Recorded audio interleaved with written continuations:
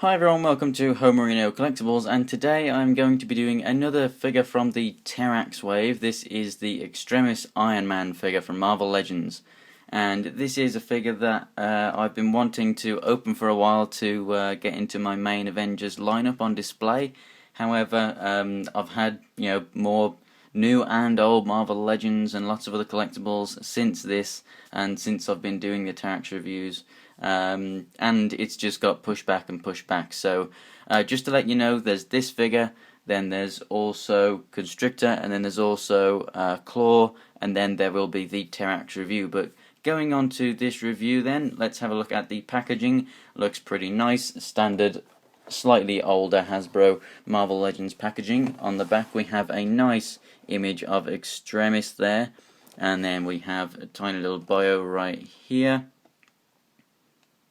And then we have everyone else in the wave. So just like I mentioned beforehand on previous reviews, Thor was actually the first Marvel Legend review that I did, so I really do love that guy, and basically you need pretty much everyone else to create your Terrax. So let's get this thing open and take a look. So first up we get the right leg to Terrax, and if you want a full review of Terrax, like I said, I will get to him very soon. And here is Iron Man out of the packaging, and as you can see it looks pretty awesome as part of an Avengers display. So these are the figures that I will have displayed with it, possibly Black Panther 2 and another few figures, but here's just a few that I can fit in the frame.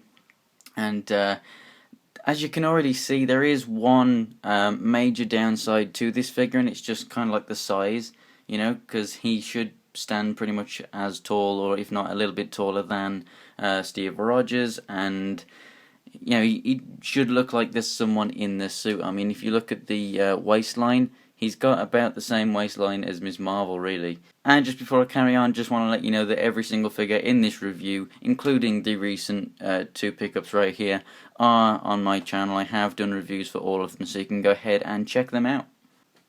And here to help me explain the slight difference is the Mark 42 Iron Man from Iron Man 3. Now, as you can see, he's just a little bit more stocky. I mean, out of all the movie armors, this is actually like the slimmest.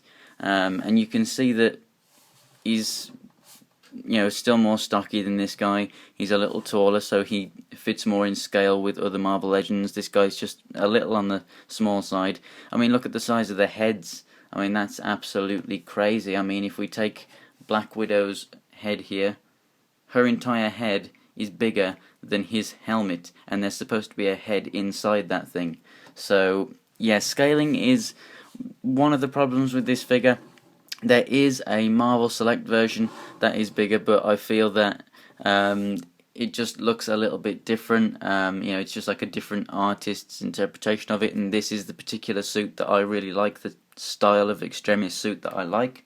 So that's why I do like this one more than the Marvel Select version. However, there are parts of the suit on both that I like more than the other. But overall, I do like this more. Plus, I'm a Marvel Legends collector, not a Marvel Select collector. But there are a variant of this figure and that Marvel Select figure in the blue colour scheme, like the stealth colour scheme, with the red chest reactor. So that's really cool. I really do like that. So this is another reason why I was a bit delayed on picking this figure up too, was because I already had Norman Osborn as Iron Patriot over here. Now, I really like the colour schemes on both, and this isn't going to be a comparison as to which one you should buy, because they are completely different characters. It is slightly remoulded because it has the star in the chest. This one did come out after this. So there's lots of different reasons why you should get both of these, and I think that if you do read the comics and everything, then you should have both of them.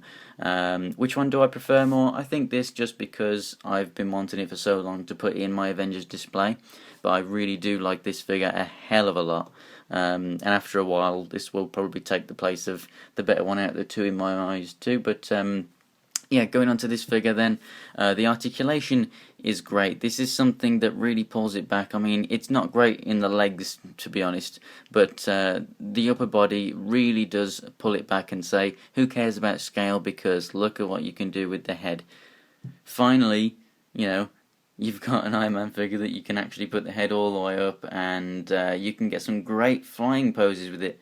that to me, like, I don't really care about scale anymore, because you can just put that up, you can just bring the feet down a little bit and just hold the arms out a bit, and then there you go, you've got a flying Iron Man, and that just looks absolutely fantastic. So that's pretty much means that, you know, it's not a bad figure. If it couldn't do that, then honestly, with the scale and everything, the only thing that would be helping this figure is the detail, and it does have that in abundance. But let's just carry on with the articulation real quick. So the head also goes down a lot too, and it also goes left and right, obviously, and a little bit of side to side there. These shoulder pads do move up and down to allow for better arm articulation, and they can be taken off if you just pull them out of the pegs.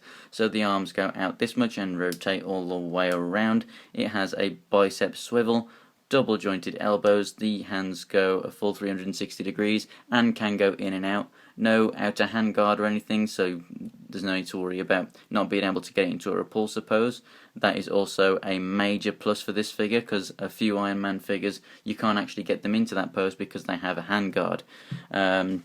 So then going on to the torso here, there's no waist articulation, so it's all done up here, and it does look really fantastic. It's pretty much where it should be, really, on an Iron Man suit, and he has great ab crunch, and you know, it goes all the way back there too, so that even greatly enhances the flight poses that you can get out of it too. It's fantastic. And then there's a little bit of side to side wobble there. Down at the legs, just like the classic Iron Man armor, you can move these side pods up and out of the way so that you can bring the legs outward, and then they also go forward a little bit and backward a little bit. They swivel here at the thigh. They have a double jointed knee, and in the feet they do go up and down a bit, and they do go left and right, but there's no pivot, and then there's also no peg holes in the feet, but you do get nice detail on the bottom of the feet there.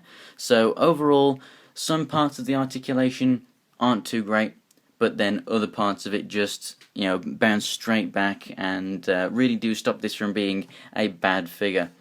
The detail on this thing is fantastic. If we just get some close-ups here of the head and all the detailed lines into the neck, into the abs. There's a few of these lines that actually aren't present on the Marvel Select version, and then the Marvel Select version has a few lines on there, like I said, that this does not have. So it's really dependent on what kind of scale do you want, because that one will be a lot bigger than other Marvel Legends figures.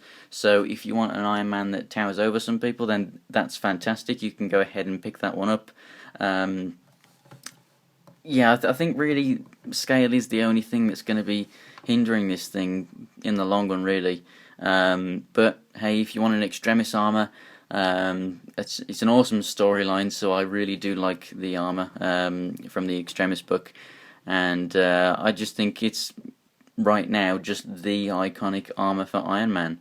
And I really do think that this is a figure that you must pick up, because it's extremely cheap nowadays too. So that's it for the review, guys. Like I said, I think that it really is a figure that every comic book collector and Marvel Legends fan should get. But if you do want to pass on it, there's tons of Iron Man armors, so you can just go ahead and choose your favourite. So for me, this is the one to choose for an Avengers display right now. If you want to check out pictures of my displays and new things that I pick up that are coming up for reviews, you can go ahead and follow me on Instagram and Twitter. That's Homerino123. So thanks for watching, guys. Subscribe for more Marvel Legends videos, and I'll see you next time.